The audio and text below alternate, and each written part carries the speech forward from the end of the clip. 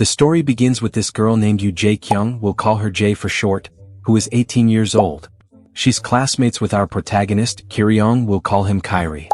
Kiry tells us that Jae is super clumsy, like really clumsy, but even so he thinks she's super cute. Jae is always following him everywhere, even to the bathroom or when they leave classes to go home.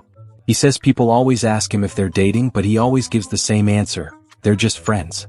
He says it's obvious Jae is cute to him, but he's never felt more than friendship for her.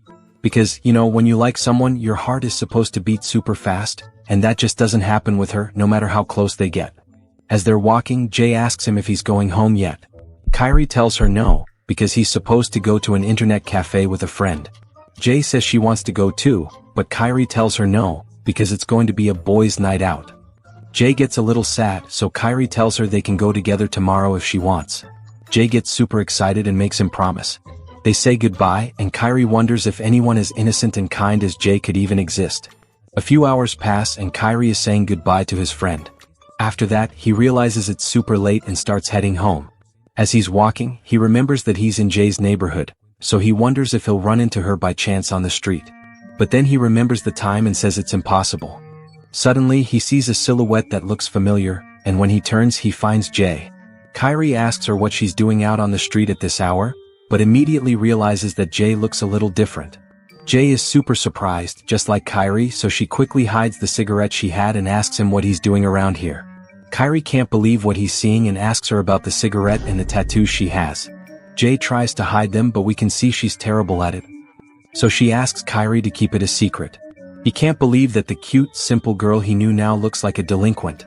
Jae keeps begging him to please keep everything a secret, but we see that Kiry is still pretty shocked and tries to get away by saying he has something to do and says goodbye. Jae keeps talking to him, asking him to listen, but we see it's no use because he's totally in shock. And just as he's about to leave, Jae, in a super loud voice, tells him to stop ignoring her. Kiry apologizes, but Jae grabs him by the shirt, and with a super sexy, super crazy face, she again asks him to keep the secret. Kiry is totally freaked out and stutters that it's fine. So Jae goes back to being her usual sweet self and tells him again that it's a promise.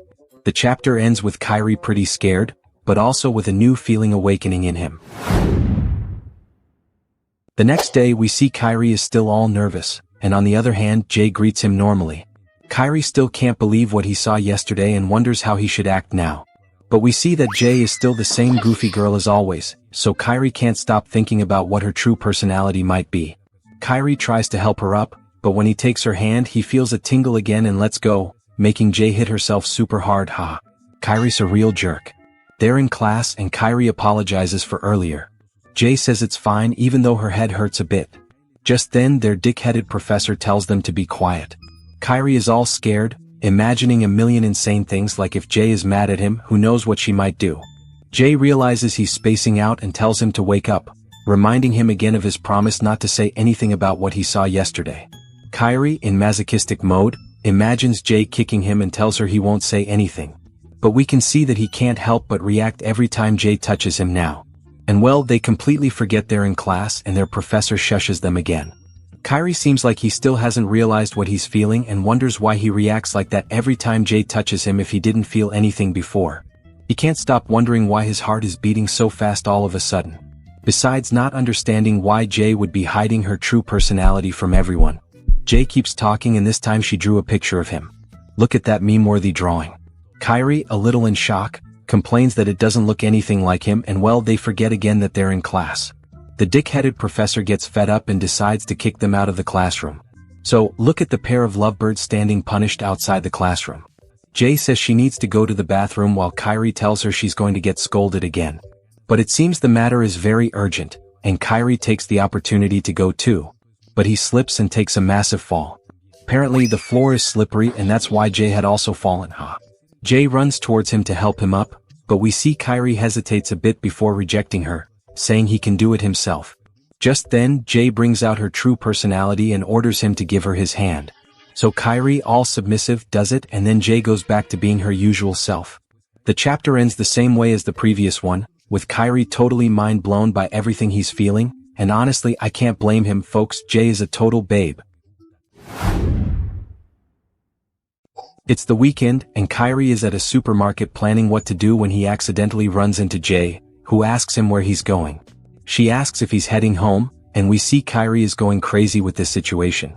Although he drops facts and says Jae is very beautiful, so ever since he discovered her other personality, he started to see her with different eyes. Kiry says goodbye to her, wishing her a good weekend. But Jae stops him and tells him she wants to go to his house. Then the scene changes to this girl here who seems to be Kiry's sister. Her name is Yang Solji, and before you ask, she's 17 years old, folks. She sees Kiry arrive with Jae and can't believe her brother brought a girl home, so she runs out saying it's the end of the world. But then she stops, greets, and introduces herself to Jae. Jae tells Kiry that his sister is very cute, and well, they start thinking about what they should do. They start watching a movie, and it seems Kiry finally realizes that Jae is in his house. He wonders why she suddenly wanted to come and if she even asked her parents for permission. But anyway, Kiry asks her what movie she wants to watch or if she has any preferred genre.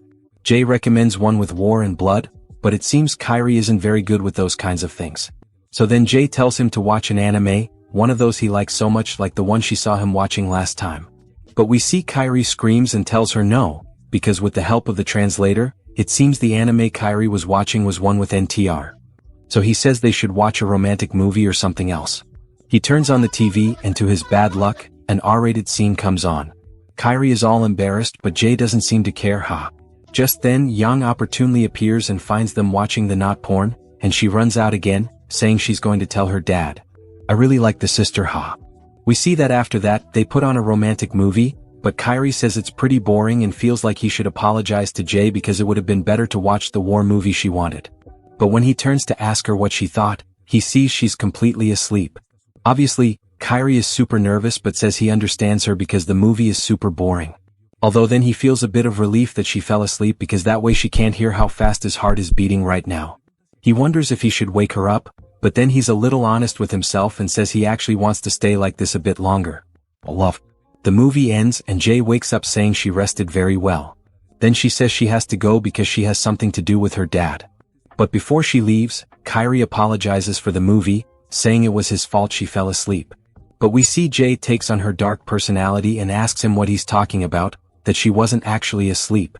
Dude, she does whatever she wants with him, Kiry asks her what she said, but Jae tells him her dad is calling her and leaves, saying she had a lot of fun. And as usual, the chapter ends with our protagonist all flushed, wondering if she wasn't asleep then. The next day, Kiry is about to go to school and is saying goodbye to his sister and my father-in-law, but they don't seem to be paying much attention since they're watching a movie. Kiry can't help but remember what happened yesterday with Jae and turns red as a tomato.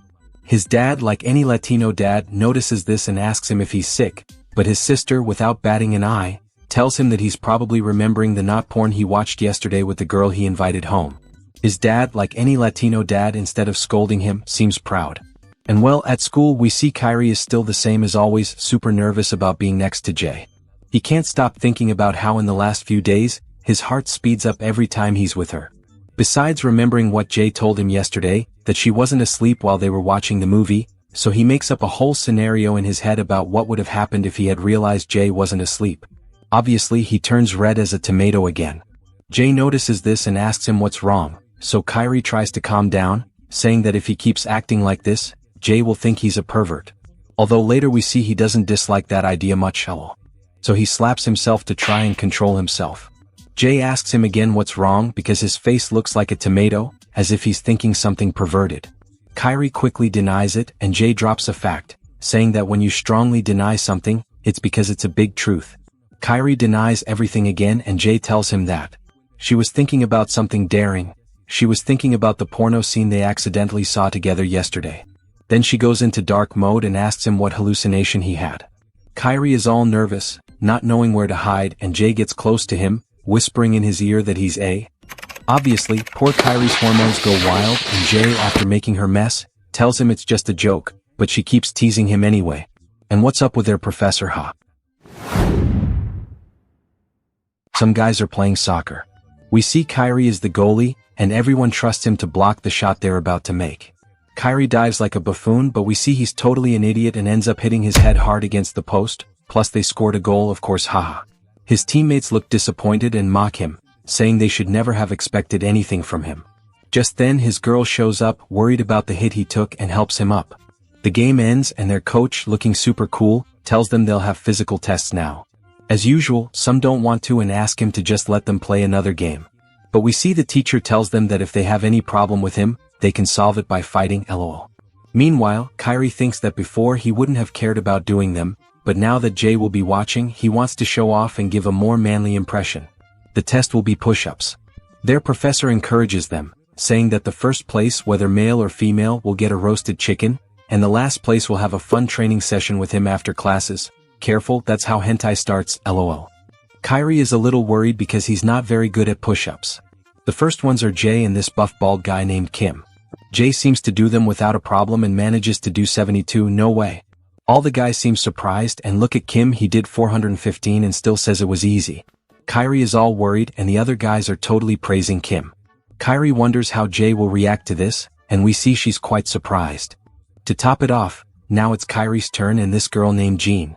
Kiry says he'll try his best because Jae is watching him, and we can see how the other guys are total jerks and even make fun, betting that Kiry will surely be last. They even bring Jae into the conversation asking for her opinion, but we see she doesn't want to get involved in that stuff. The guys keep being jerks, making fun of Kiry, and Jae gets angry, bringing out her dark side, telling them to shut the F*** up. Guys, how could Kiry not be in love? The guys are left speechless and Kiry falls even more in love. He starts doing the exercise, and how could he not be motivated when this hot girl is cheering him on? And even though he only managed to do 19, he promises he's going to start exercising more often. And hey, why is Jean staring at them so much? The chapter ends with this blonde guy asking Kim to join the soccer team, but he humbly says that if he kicks a ball, it might explode. Oh, calm down, tough guy, haha. And well, folks, let me know in the comments what you thought of this manga. Personally, I loved it. The goal will be just 30 likes to keep bringing it, and also don't forget that as always, I'll leave the name pinned in the description. Bye.